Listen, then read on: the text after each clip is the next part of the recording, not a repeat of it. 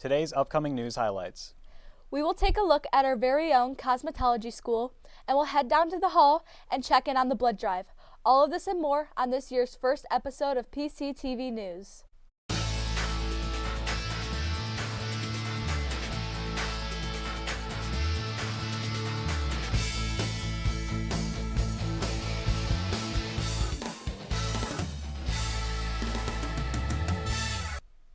Good afternoon, Career Center. I'm Ricardo Polito. And I'm Sydney Moore, and this is your PCTV News. For students having trouble completing college admissions paperwork, like filling out your FAFSA forms, which can be challenging, there is a solution. Indiana's College Goal Sunday event. This annual event will have financial aid experts assisting you at no cost to file your FAFSA. To find a site near you, go online to collegegoalsunday.org and click on the Locations tab. Speaking of seniors, a lot of you will be able to vote this year. Let's hear about the upcoming mayoral election. On Tuesday, November 5th, Valpo will be holding their mayoral election. The race is between Republican Matt Murphy and Democrat Bill Durnell. John Costas, the mayor of Valpo, will be passing the reins down to one of these lucky candidates. If you're 18 or older, make sure you get out there and vote. If you're a big comic book fan or somebody who's in need of a quick snack, come on down to the Superhero Stop. It's a superhero-themed cafe that's managed by the Career Center business students. They can serve over 300 students in 30 minutes and have enough coffee to get you through the afternoon. The Superhero Stop is in the main building next to the Commons area and opens this Tuesday, November 5th, and will be open during scheduled break times Tuesdays and Wednesdays for afternoon students. With it being that time of year, we'll see how many students still participate in the tradition of dressing up on Halloween with this special poll. Recently, we had asked students of the Porter County Career Center whether or not they still enjoy dressing up on Halloween. 161 students in total voted in this poll, with 110 voting yes and 51 voting no. The majority of students still enjoy dressing up for Halloween, with 67% voting yes. I'm going trick-or-treating, and I'm going to take a lot of candy. I'm going to hang out with my friends and carve pumpkins. I'm going to be at home tonight. I don't really have any plans. So. Oh, I have a algebra 2 test tomorrow, and I have a English essay that's due tomorrow. So that's pretty much my plans for Halloween. Passing out candy. Or just going out with my little sister and taking her trick-or-treating. That's it. My plans for Halloween are, hopefully, if the weather stays good, to take my grandchildren out and go trick-or-treating and then confiscate all their candy. I still dress up for Halloween. Do you, RJ? Yeah, I still get a good laugh from it. Now, moving on to our very own Cosmetology school. It provides affordable services from 2:15 p.m. to 5 p.m. Monday through Thursday and 12 p.m. on 12 p.m. to 3 and 3 p.m. on Fridays. So some of the services that we provide are haircuts. We do manicures, we do pedicures, we do facials in here. We do eyebrow waxing, we do hair color and perms. Basically anything like really that you want, we can like accommodate for. So my favorite services are like basically anything that drastically changes your looks, like a haircut or like cutting a lot of hair off. We've been in the New Depot since October of last year. It's a really nice and professional space for clients to come and get their hair done all the time. The most popular service here would have to be haircuts and hair color because it's really affordable for students to come here after they're done with school and just like change their look.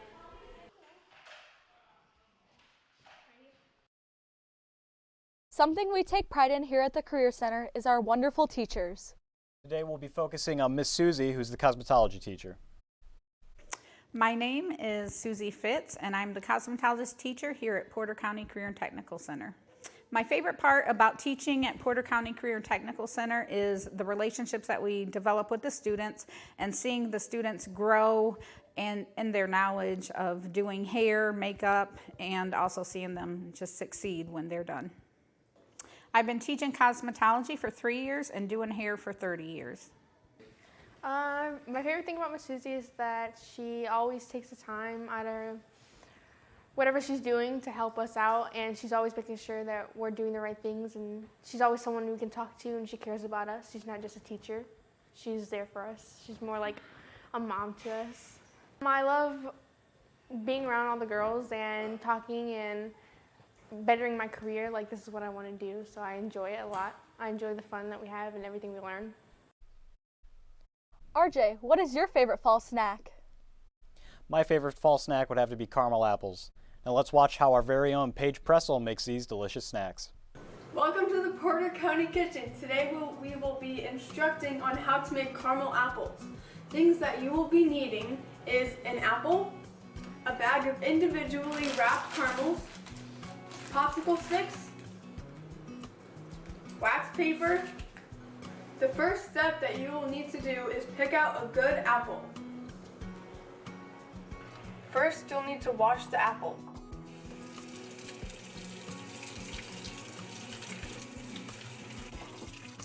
Then you'll need to dry it for safety purposes.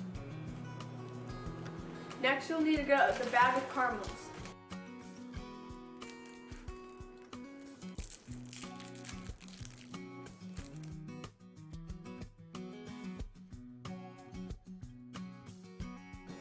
Next, you're going to get out a glass bowl. The bowl has to be glass because you have to melt the caramels in order to put it on the apple.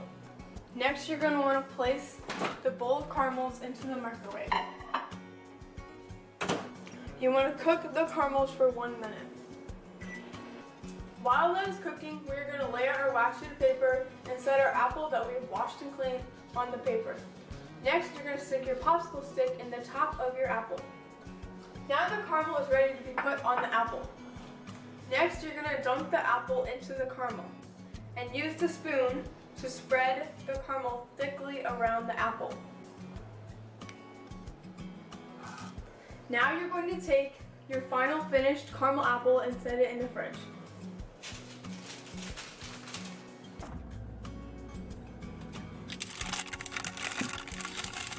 You are going to leave the caramel apple in the fridge for 15 minutes.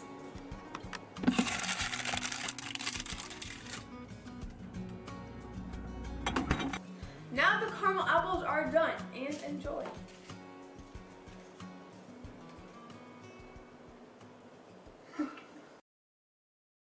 Thank you, Paige, for showing us how to make a tasty fall treat. Now let's check in with our live reporter, Sydney Hoosier at the blood drive. Hi, I'm Sydney Hoosier from the PCTV News, and I'm with Miss Marcus from the Health Science class, and today I'm going to be asking her some questions about the blood drive we had today. So, Miss Marcus, why is it so important for people our age to donate blood?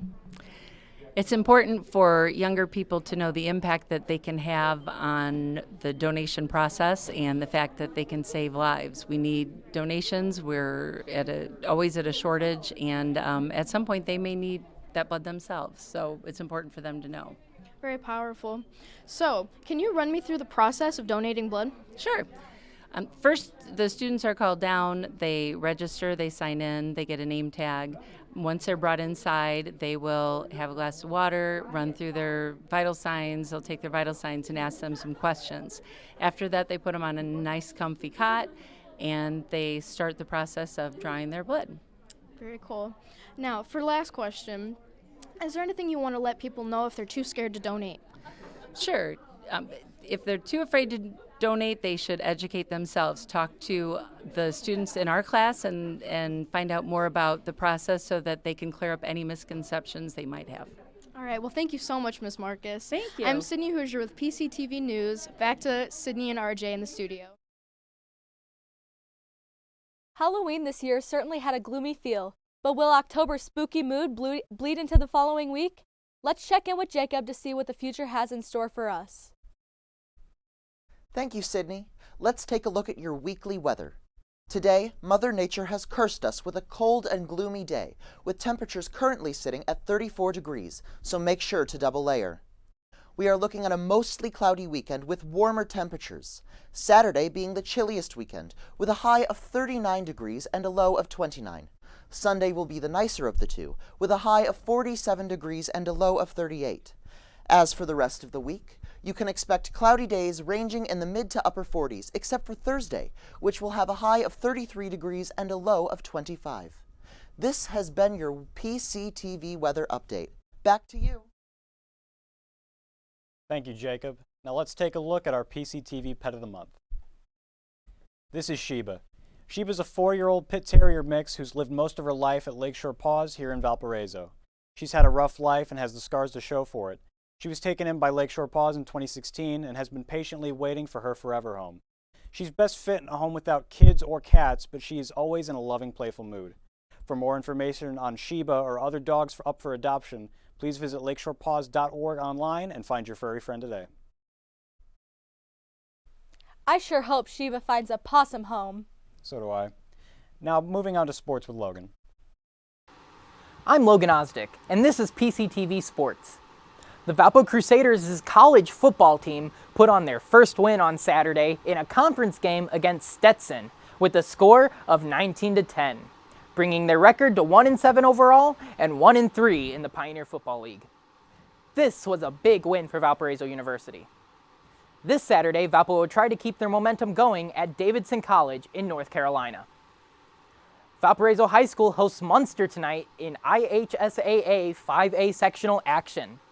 Valpo's Vikings are undefeated, while the Munster Mustangs are 0-9. You can catch all the Vikings postseason action right here on PCTV. Morgan Township's girls volleyball found their first regional title in program history against Pioneer on Saturday in the IHSAA 1A tournament. Morgan will go on to take on Cohen on Saturday. Get ready for basketball season. PCTV will be broadcasting select Valparaiso Vikings basketball games this season right here on PCTV. Stay up to date on all of our PCTV broadcasts on the PCTV Facebook page. In some esports news, South Bend, Indiana is getting an esports arena. The city will be renovating its 700-seat Bendix Theater into a 500-seat venue for esports. The space is currently used for business meetings, church services, and other events, but its usage rate is only at 55%. This will be a $2 million renovation project. In Rocket League, this weekend is the final week of the regular season for the North American Rocket League Championship Series. These last few weeks have turned everything we've known about Rocket League upside down. Previously dominant teams, Cloud9 and G2 Esports, have been dethroned, now being in the bottom half of the standings, with NRG Esports being the only incumbent from what was previously known as the Big Three. Week 5 will kick off with Rogue taking on Cloud9 on 2 p.m. on Saturday. Chicago is getting a Call of Duty League franchise team owned by NRG Esports in 2020. While it has not been officially announced, a recent slip of the tongue on a Twitch stream by Matthew Haig, owner of the esports team 100 Thieves, mentioned the Huntsman as the Chicago team's name. The geolocated Activision-owned league is set to begin in January. I'm Logan Osdick, and this has been your PCTV Sports Update. Thank you, Logan. Speaking of sports, the National Collegiate Athletic Association, known as the NCAA, has announced new bylaws. On Tuesday, the NCAA stated that college athletes will gain the opportunity to profit from the use of their name, image, and likeness. This announcement is a major turning point in providing athletes with a chance to benefit from the use of their identity commercially. The NCAA's announcement follows California's Fair Pay to Play Act, which was introduced earlier this month. That allows college athletes to be paid through sponsorship. Because of these changes, according to NCAA President Mark Emmert, athletes will have better control over their personal brand, which will help them improve the future of college sports. That's all the time we have for today. I'm Sydney Moore. And I'm Ricardo Polito, and this is PCTV News. Thanks for watching.